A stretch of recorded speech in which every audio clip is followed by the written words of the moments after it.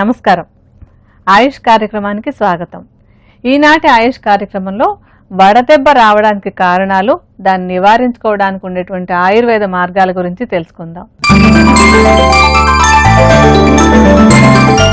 ఎండలు బాగా విపరీతంగా మండిపోతూ ఉంటే మనం పేపర్లో కూడా చూస్తున్నాం, చాలా మంది వడదెబ్బ బారిన పడి మరణించారు అనేటువంటిది. అసలంటే మామూలుగా మన శరీరంలో వడదెబ్బ బారిన పడకుండా ఉండేలాగా చేయడానికి కొంత సిస్టమ్ అంతా కూడా ఉంటుంది. అంటే శరీరంలో రక్షణ కోసం వ్యవస్థలు చాలా ఉంటాయన్నమాట. అసలు మనం ఒక్కొక్కసారి శరీరాన్ని గురించి అర్థం చేసుకునే ప్రయత్నిస్తే అదొక అద్భుతంలాగా అనిపిస్తూ ఉంటుంది. అంటే ఏదైనా ఒక సమస్య వచ్చినప్పుడు శరీరం తనని తానే రక్షించుకోవడానికి కూడా ఈ సృష్టిలోనే కొన్ని సిస్టమ్స్ మనకు ఉన్నాయి. ఇప్పుడు మన శరీరంలోకి ఏదైనా ఒక ఇన్ఫెక్షన్ వచ్చినట్టయితే, అంటే ఏదైనా ఒక బ్యాక్టీరియానో వైరస్ ప్రవేశించినట్టయితే దాన్ని శరీరం నుంచి బయటకు పంపించేసేలాగంటే ఈ శత్రువుని మన శరీరంలోంచి పంపించేయడానికి మన శరీరంలోనే సైనికులు రెడీగా ఉంటారు. వాళ్ళు అదే ఏంటంటే తెల్ల కణాలు అనమాట, తెల్ల రక్త కణాలు, వైట్ బ్లడ్ సెల్స్ అన్ని కూడా మనకి ఒక రక్షక కవచం లాగా పనిచేస్తూ ఉంటాయి. అంటే బ్యాక్టీరియా రాగానే ఇవన్నీ యుద్ధం చేసి ఆ బ్యాక్టీరియాని చంపేసి మన శరీరం ఆరోగ్యంగా ఉండేలాగా చేస్తూ ఉంటాయి.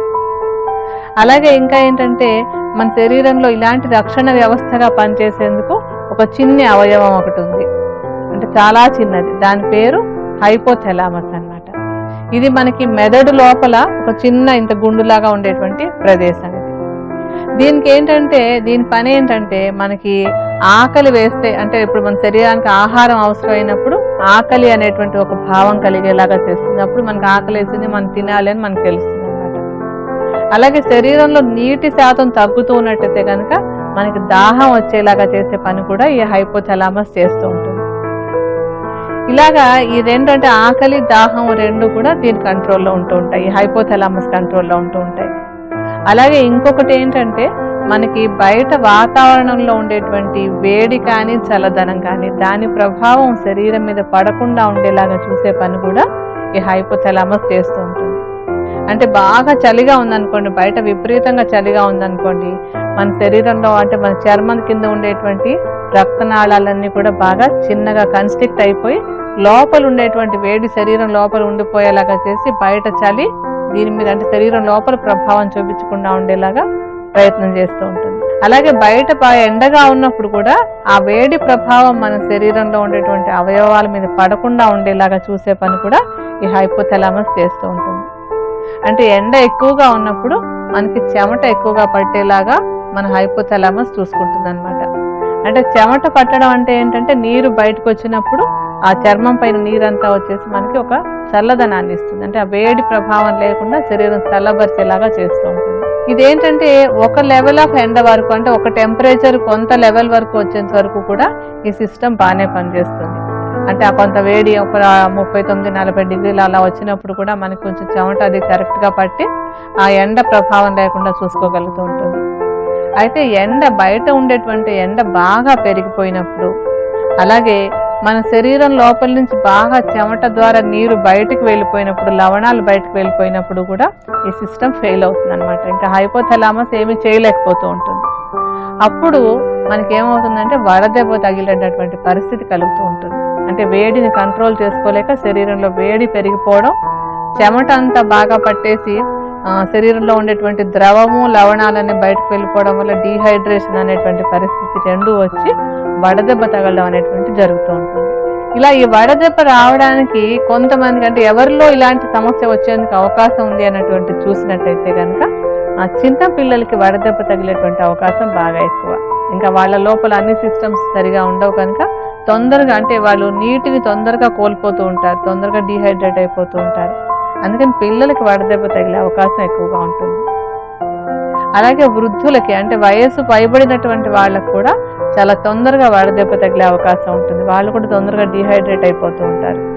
సిస్టమ్స్ వాళ్ళలో కూడా ఫెయిల్ అవుతూ ఉంటాయి కనుక పెద్దవాళ్ళకి ఇలాంటి వడదెబ్బ తగిలే అవకాశం ఎక్కువగా ఉంటుంది. అలాగే గర్భిణీ స్త్రీలకు కూడా వడదెబ్బ తగిలే అవకాశం ఎక్కువ. ఇంకా మద్యపానం చేసేటువంటి వాళ్ళు, రెగ్యులర్గా మందు కొట్టేటువంటి వాళ్ళు ఉంటారు కదా, అటువంటి వాళ్ళకి వడదెబ్బ తగిలే అవకాశం బాగా ఎక్కువ. ప్రతిరోజు తాగుతున్నటువంటి వాళ్ళు తొందరగా వడదెబ్బ బారిన పడి సీరియస్ కండిషన్లకు వెళ్ళిపోయే అవకాశం ఉంటుంది. ఇంకా బయట ఎండలో ఎక్కువగా పనిచేసేటువంటి వాళ్ళు ఎవరికైనా సరే వడదెబ్బ తగిలే అవకాశం ఉందనేటువంటిది కామన్ గా మనందరికీ తెలిసినటువంటి అంశం.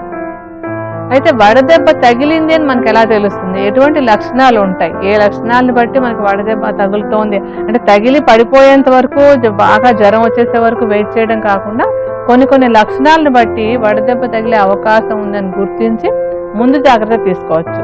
అలా ముందు జాగ్రత్త తీసుకోవడానికి ఏంటంటే వడదెబ్బ లక్షణాలు ఎలా ఉంటాయంటే తల తిరుగుతున్నట్టుగా అనిపిస్తూ ఉంటుంది, బాగా ఎక్కువ చెమట, మామూలుగా పట్టేదానికంటే కూడా బాగా ఎక్కువ చెమట పట్టేస్తుంది.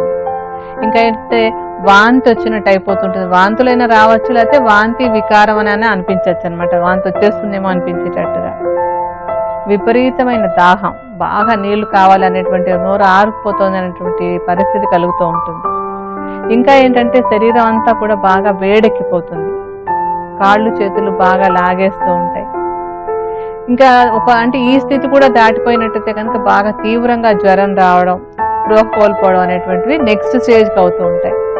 అందుకని ముందే కొంచెం తలనొప్పిగా ఉన్నా, కాస్త కాళ్ళు అవి లాగుతున్నాయి అనిపించినా, బాగా దాహంగా అనిపిస్తున్నా, లేకపోతే విపరీతంగా చెమట పట్టేస్తున్నా, తల తిరుగుతున్నట్టుగా అనిపిస్తున్నా కూడా ఇది వడదెబ్బ రాబోతోంది అనేటువంటి సూచనగా మనకు అనిపించే లక్షణాలను గుర్తించుకుని వెంటనే జాగ్రత్త తీసుకున్నట్టయితే కనుక పరిస్థితి విషమించకుండా ఉండడానికి అవకాశం ఉంటుంది. ఈ వడదెబ్బ రాకుండా ఉండడానికి ఆహారపరమైనటువంటి కొన్ని జాగ్రత్తలు తీసుకున్నట్టయితే కనుక వడదెబ్బ బారిన పడకుండా ఉండడానికి అవకాశం ఉంటుంది. అలాగే వడదెబ్బకి అంటే కొంచెం దగ్గరగా వడదెబ్బ తగులుతోంది అనిపించినప్పుడు కూడా ఈ జాగ్రత్తలు తీసుకున్నట్టయితే కనుక పరిస్థితి విషమించకుండా ఉండడానికి కూడా అవకాశం ఉంటుంది.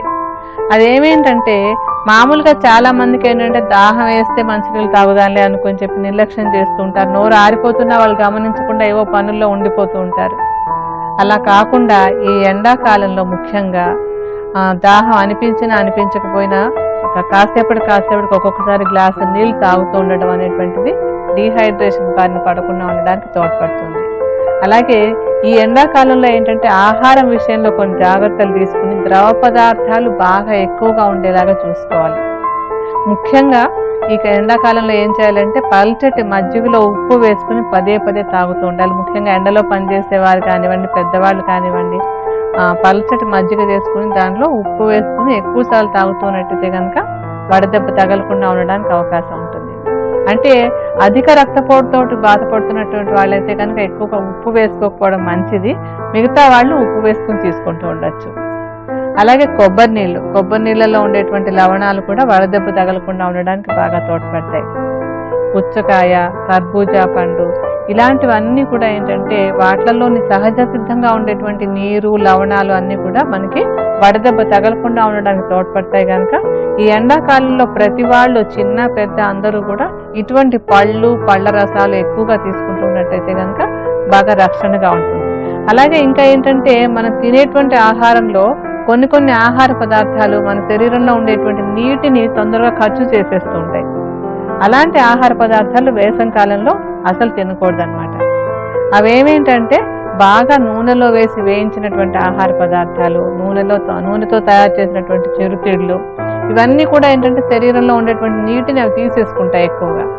అలాగే బాగా కారంగా ఉండేటువంటి పదార్థాలు, అలాగే బాగా వేయించేసినటువంటి చిప్స్ అవి ఉంటాయి కదా, వేఫర్స్ అని చెప్పి పిల్లలంతా కూడా ఎక్కువగా తింటూ ఉంటారు. ఇలాంటి పదార్థాలు కూడా డీహైడ్రేషన్కి కారణం అవుతాయి. కనుక ముఖ్యంగా ఎండాకాలంలో ఇలాగ ఎండిపోయినట్టుగా ఉండేటువంటి చిప్స్ అవన్నీ కూడా మానేసేయాలి. అలాగే కూల్ డ్రింక్స్ కానివ్వండి, ఐస్ క్రీమ్స్ కానివ్వండి, చల్లటి నీళ్లు, బాగా చల్లగా ఉండేటువంటి నీళ్లు, ఇవి మూడు కూడా డీహైడ్రేషన్కి కారణం అవుతాయి. కనుక ఈ అలవాట్లు కూడా తగ్గించేసుకోవాలి.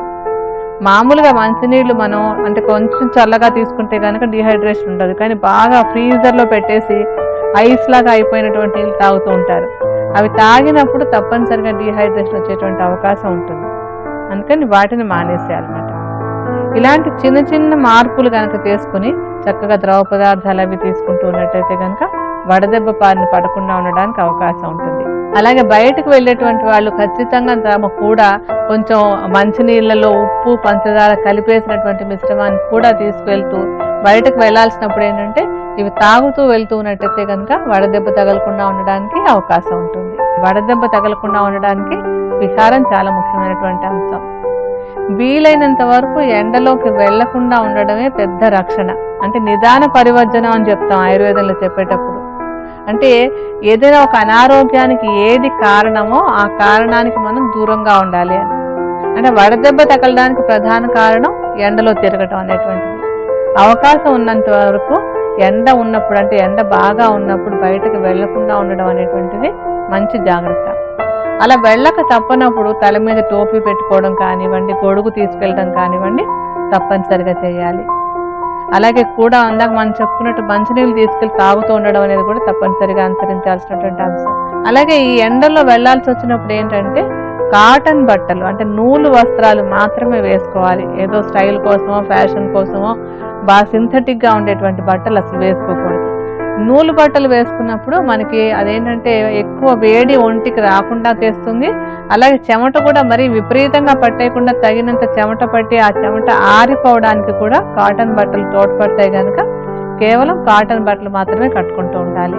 ఈ రెండు అంశాలు, అంటే విహారపరంగా ఈ అంశాలు కొంచెం ఎండలోకి వెళ్లకుండా ఉండడం, కాటన్ బట్టలు వేసుకోవడం, గొడుగును వాడుతూ ఉండడం, ఇవన్నీ కూడా మనకి వడదెబ్బ బారిన పడకుండా ఉండడానికి తోడ్పడతాయి కనుక ఈ సూచనలు కూడా పాటిస్తూ ఉండాలి. ఇంకా ఒకటి ఏంటంటే వ్యాయామం. ఒకటి మామూలుగా మనం ఎప్పుడు చెప్పుకుంటూ ఉంటాం వ్యాయామం చేస్తూ ఉండాలి అన్న విషయాన్ని.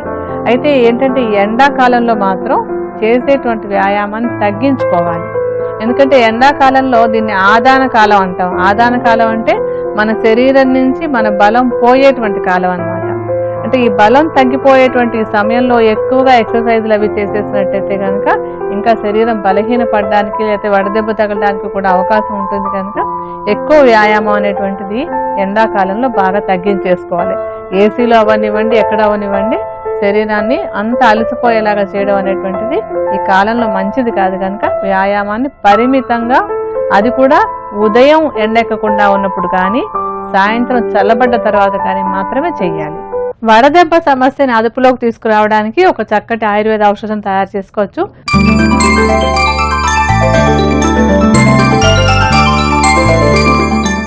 ఈ ఔషధంలో మనం మొత్తంగా 5 మూలికలు వేసుకుంటున్నాం. అందులో మొట్టమొదటిది ఏంటంటే చందనం. మామూలుగా వేసంకాలం అంటేనే అందరికీ చందనం గుర్తుకొస్తుంది. సామాన్యంగా ఏంటంటే అందరూ చందనం ఒంటి మీద పైన రాసుకోవడానికి వాడుకుంటూ ఉంటారు. అయితే చందనం కడుపులోకి తీసుకున్నప్పుడు కూడా బాగా చలవ చేస్తుంది. జ్వరం అది ఉంటే కనుక దాన్ని తగ్గిస్తుంది. మూత్రం సాఫీగా అయ్యేలాగా చూడడానికి, తర్వాత వేడి అదే కనుక శరీరం మీద ఎక్కువ ఎఫెక్ట్ ఉన్నట్టయితే దాన్ని తగ్గించడానికి కూడా చందనం బాగా ఉపయోగపడుతుంది. మంచి చందనం చూర్ణాన్ని తీసుకొచ్చి దాన్ని సుమారుగా ఒక 50 గ్రాముల పరిమాణంలో తీసుకోవాలి.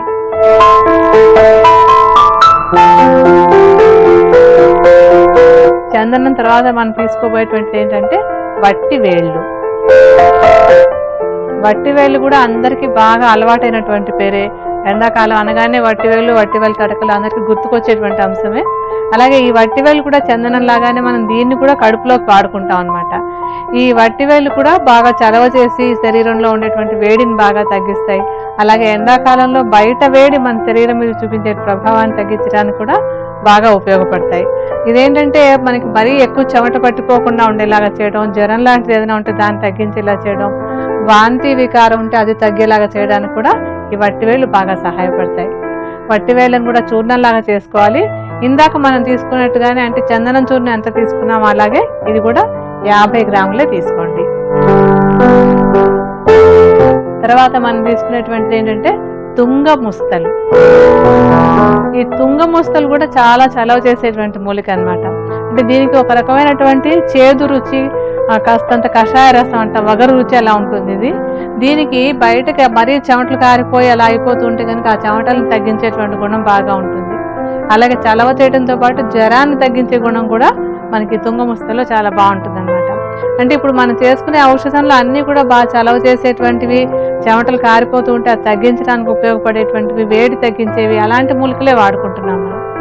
ఈ తుంగ ముస్తలు కూడా చూర్ణంలాగా చేసుకుని ఈ చూర్ణం కూడా 50 గ్రాములే తీసుకోండి. తర్వాత మనం తీసుకునేది ఏంటంటే కురువేరు. ఈ కురువేరు అనేటువంటిది కూడా జ్వరం తగ్గించడానికి అలాగే చలవ చేయడానికి చాలా బాగా ఉపయోగపడేటువంటిది.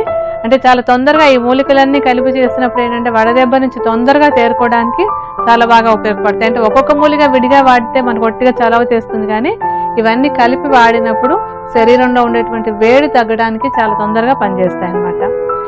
ఈ కురువేరుని కూడా చూర్ణం చేసుకోండి. మిగతా వాటిలాగా ఇది కూడా సమానంగానే 50 గ్రాములే తీసుకోండి. ఇంకా ఇందులో మనం ఆఖరిగా వేసేటువంటిది ఏంటంటే సొంఠి. మిగతావన్నీ చలవ చేసేటువంటి మూలికలు వేశారు, మరి సొంఠి మాత్రం వేరేగా ఉంది కదా, ఇది కొంచెం కారంగా ఉంటుంది కదా, వేడి చేయదా అని ఒక సందేహం కలుగుతుంది కదా. సొంఠి మనం వేసుకోవడానికి ఏంటంటే పెద్దగా వేడి చేయదు, ఒకటి జ్వరాన్ని తగ్గించేటువంటి గుణం సొంఠిలో బాగా ఉంటుంది. అలాగే ఇంకొకటి ఏంటంటే ఏదైనా ఒక ఔషధం తీసుకున్నప్పుడు అది మనకి తేలికగా అరిగి శరీరానికి వంట పడితేనే ఆ మందు పనిచేస్తుంది.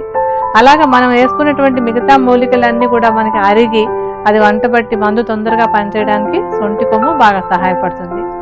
సొంఠిని మనం ఎప్పుడు చెప్పుకుంటూ ఉంటాం కదా, కొంచెం నేతిలో వేసి వేయించి దాన్ని చూర్ణంలా చేసుకోవాలి. అలా చేసుకున్నటువంటి చూర్ణాన్ని కూడా 50 గ్రాములే తీసుకోండి. సొంఠి చూర్ణాన్ని కూడా కలుపుకున్నాం. ఇప్పుడు ఈ చూర్ణాలన్నింటినీ బాగా కలిపేస్తాను.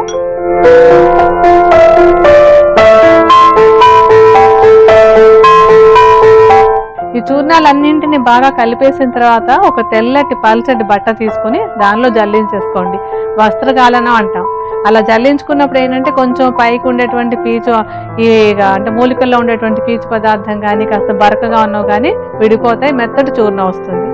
ఈ మెత్తటి చూర్ణాన్ని ఏం చేయాలంటే ఒక సీసాలో పోసి ఉంచేసుకోవాలంటే ఎండాకాలంలో ముందుగానే చేసి ఉంచుకోవాలి. అప్పటికప్పుడు పరిగెత్తడం కాకుండా ముందుగా ఈ మూలికలన్నింటినీ కలిపి చూర్ణం తయారు చేసి ఉంచుకొని, దీని ఏంటంటే కొంచెం ఎండవేడి ఎక్కువగా ఉన్నప్పుడు ఎవరికైనా వడదెబ్బ తగులుతున్నట్టుగా అనిపించినట్టయితే వెంటనే ఈ చూర్ణాన్ని అంటే ఒక కషాయం లాగా కాచేసి, అంటే ఒక కప్పు నీళ్ళలో ఒక చెంచాడి చూర్ణాన్ని వేసి కాచి దాన్ని చల్లార్చి తాగడానికి ఇవ్వాలన్నమాట. అలాగే ఇంకా ఏంటంటే దీనికి మనం మామూలుగా కూడా చెప్పుకుంటాం కదా, ముందు జాగ్రత్త ఎప్పుడు మంచిదని చెప్పి. ఈ ఎండాకాలంలో ఎవరైనా సరే ప్రతి వాళ్ళు చిన్న పెద్ద అందరూ కూడా దీన్ని ఒక కషాయం లాగా తాగొచ్చు. అయితే ఈ కషాయాన్ని మనం ఇందాక చెప్పినట్టు హడావుడిగా కాచినట్టుగా చేయక్కర్లేదు. దీనికి ఏం చేయాలంటే ఒక గ్లాసు నీళ్లు తీసుకొని ఆ గ్లాసు నీళ్ళలో ఒక చెంచాడు చూర్ణాన్ని కలిపేసి పెట్టుంచేసేయాలి. అంటే ఏంటంటే ఈ చూర్ణం వేసి నానబెట్టి ఉంచినటువంటి నీళ్ళని ఉదయం నానబెడితే సాయంత్రం నానబెట్టినది ఉదయం, ఇలాగ రోజు 2 పూట్లా కూడా ఇప్పుడు మనం తయారు చేసుకున్న మూలికల మిశ్రమాన్ని వేసినటువంటి నీటిని కనుక తాగుతూ ఉన్నట్టయితే వడదెబ్బ తగలకుండా ముందు జాగ్రత్తగా ఉండడానికి ఈ ఔషధం చాలా బాగా ఉపయోగపడుతుంది. అందుకని ముందు జాగ్రత్తగాను వాడచ్చు, ఎక్కడైనా కాస్త లక్షణాలు వచ్చినా కూడా వాడచ్చు. కనుక ప్రతి వాళ్ళు ఈ చూర్ణాన్ని తయారు చేసుకుని ఈ ఎండాకాలంలో తప్పనిసరిగా ఇంట్లో ఉంచుకోవాలి. వడదెబ్బ సమస్యను నివారించుకోవడానికి ఒక మంచి ఆయుర్వేద ఔషధం తయారు చేసుకున్నాం కదా. అనారోగ్యాల బారిన పడకుండా ఉండడానికి, ఆరోగ్యంగా జీవించడానికి మనకి ఆయుర్వేదం అందించినటువంటి ఎన్నో మంచి మంచి ఆరోగ్య సూత్రాలు ఉన్నాయి. ఆ ఆరోగ్య సూత్రాల్లో ముఖ్యమైనటువంటివి ఎక్కువగా ఆహారపరమైనటువంటి సూత్రాలు మనం ఇప్పుడు చెప్పుకుంటూ ఉన్నాం. ఈ ఆహారపరమైన సూత్రాల్లో మరొక సూత్రం గురించి ఇప్పుడు చెప్పుకుందాం.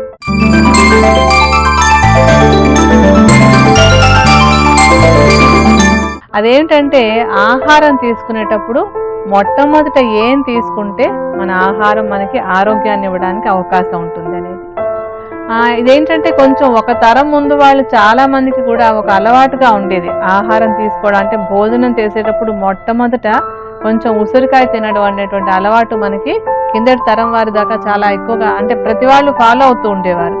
ఇవేంటంటే ఈ నాలెడ్జ్ అంతా మనకి ఎక్కడో పుస్తకాల్లోంచి చదవటమో ఎక్కడి నుంచో నేర్చుకోవడమో కాకుండా ఇంట్లో ఒక తరం నుంచి ఇంకో తరానికి పాస్ ఆన్ అవుతూ ఉంటుంది. అయితే ఇప్పుడు మనకి కొంచెం బ్రేక్ వచ్చింది, అలాంటి ఆ నాలెడ్జ్ ఒకరి నుంచి ఒకరికి వెళ్ళేటువంటిది కొంచెం బ్రేక్ వచ్చింది. అయితే ఇప్పుడు మళ్ళీ అందరూ కూడా ఇప్పుడు తరం వాళ్ళందరూ కూడా ఈ మంచి ఆరోగ్య సూత్రాలు నేర్చుకోవడానికి, పిల్లలకి నేర్పడానికి మంచి ఆసక్తిని చూపిస్తున్నారు. ఇది ఒక మంచి పరిణామం కూడా మనకి. ఎందుకు ఇప్పుడు మనం చెప్పుకుంటున్నాం అంటే ఈ ఉసిరికాయ అనేటువంటి అంశం మనం తినేటువంటి ఆహారం మనం తిన్నది చక్కగా జీర్ణం అవ్వాలంటే చక్కటి జీర్ణరసాలు బాగా ఊరాలి. జీర్ణరసాలు బాగా ఊరడమే కాకుండా అది అంటే పాజిటివ్ ఎఫెక్ట్ ఉండేలాగా కూడా మనకి ఉపయోగపడేటువంటి ఒక పదార్థం ఉసిరికాయ. ఈ ఉసిరి ఏంటంటే చక్కటి రసాయనం. ఉసిరి అంటే మనకి 2 రకాల ఉసిరిలు ఉంటాయి కదా, చిన్న ఉసిరి కాకుండా పెద్ద ఉసిరికాయ అంటాం మనం మామూలుగా మాట్లాడేటప్పుడు. అంటే మనకి ఆయుర్వేద ఔషధాల్లో వాటిలలో వాడుకునేటువంటి కూడా పెద్ద ఉసిరికాయ. ఈ పెద్ద ఉసిరికాయలో మనకేంటంటే ఆ షడ్రసాలని చెప్పుకుంటాం కదా, తీపి, పులుపు, ఉప్పు, కారం, వగరు, చేదు. ఈ 6 రుచులు, 6 నుంచి కూడా ఒక ఉప్పు అంటే లవణ రసం తప్ప మిగతా 5 రుచులు ఉన్నటువంటి ఒక అద్భుతమైనటువంటి ఆహార పదార్థం మనకి ఉసిరికాయ. ఈ ఉసిరికాయలో ఇన్ని రుచులు ఉండటం వల్ల ఏంటంటే మన శరీరంలో ఉండేటువంటి వాత దోషం, పిత్త దోషం, కఫ దోషం 3 బ్యాలెన్స్ గా ఉండటానికి ఈ ఉసిరికాయ బాగా ఉపయోగపడుతుంది. వాతం, పిత్తం, కఫం 3 బ్యాలెన్స్ లో ఉన్నట్టయితే కనుక మనం ఆరోగ్యంగా ఉంటాం, అనారోగ్యాల బారిన పడం. అందుకోసం అంటే ఒకనొక కారణం అంటే ఆహారంలో మొట్టమొదటి ఉసిరికాయని తినండి అని చెప్పడానికి ఒక కారణం ఇదన్నమాట.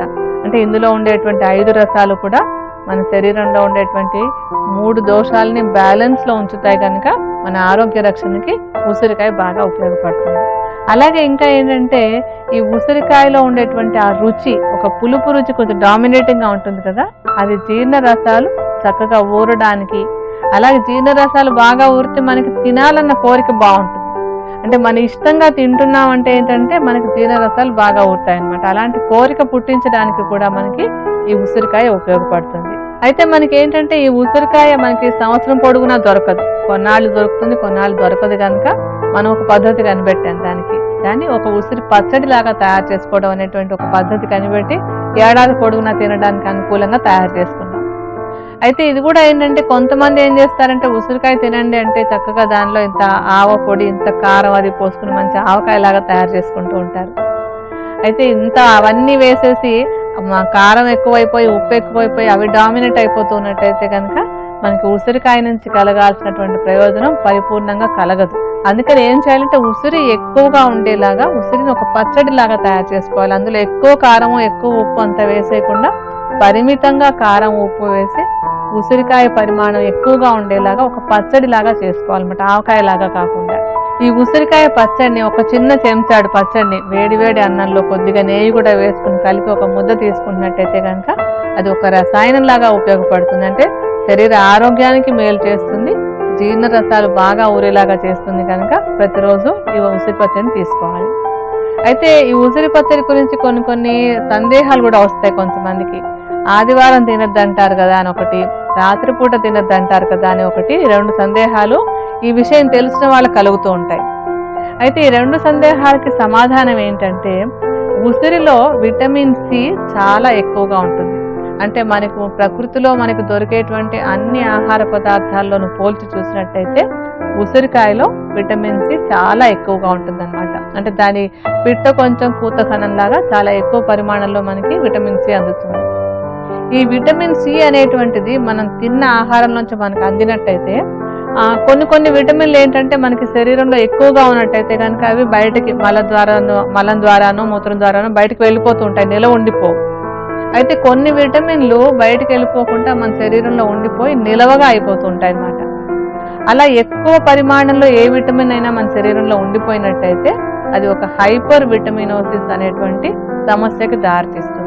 ఈ విటమిన్ సి అలాంటిది అనమాట. విటమిన్ సి మన శరీరంలో ఎక్కువగా ఉంటే మన శరీరం బయటకు పంపించేయలేదు, అది తగినంత ఉంచుకుని మిగతాది బయటకు పంపించేటటువంటిది చెయ్యలేదు కనుక విటమిన్ సికి హైపర్ విటమినోసిస్ వచ్చేందుకు అవకాశం ఎక్కువ ఉంటుంది. అందుకని ఏం చేస్తాం అంటే మనకి మామూలుగా మన దేశంలో కొన్ని అన్ని ఏంటంటే కొన్ని ఆరోగ్య సూత్రాలని మనం ఆచారం లాగా పెట్టుకుంటాం. అందరూ అన్నిటిని అంటే అందరికీ సైన్స్ తెలియక్కర్లేదు, ఇలా చేయకూడదు ఇలా చేయొచ్చు అని తెలిస్తే అందరూ అది ఫాలో అయిపోతారు కనుక మనకి ఈ విషయంలో ఇలాంటి సూత్రం వచ్చిందనమాట. అంటే రోజు తినేస్తున్నారు అనుకోండి, బాగుంది మహా మజాగా ఉంది అని చెప్పి ప్రతిరోజు తింటూ ఉంటే కనుక హైపర్ విటమినోసిస్ వచ్చే అవకాశం ఉంటుంది కనుక వారంలో 6 రోజులే తినండి, ఒక పూటే తినండి అనేటువంటి సూత్రాన్ని పెట్టారు. ఈ సూత్రాన్ని మనం తప్పనిసరిగా పాటించి తీరాలి. అలాగా ఏంటంటే వారంలో 6 రోజులు మొట్టమొదటి భోజనంలో మొట్టమొదటి ముద్దలో చక్కగా ఉసిరి పచ్చడి వేసుకుని తింటున్నట్టయితే మన ఆరోగ్య రక్షణకి, మన జీర్ణ వ్యవస్థ బాగా పనిచేయడానికి కూడా ఈ అలవాటు మనకి చాలా బాగా తోడ్పడుతుంది. మరొక అనారోగ్య సమస్య గురించి, దానికి ఉండేటువంటి ఆయుర్వేద పరిష్కార మార్గాల గురించి మరొక ఎపిసోడ్లో తెలుసుకుందాం. అంతవరకు సెలవు, నమస్కారం.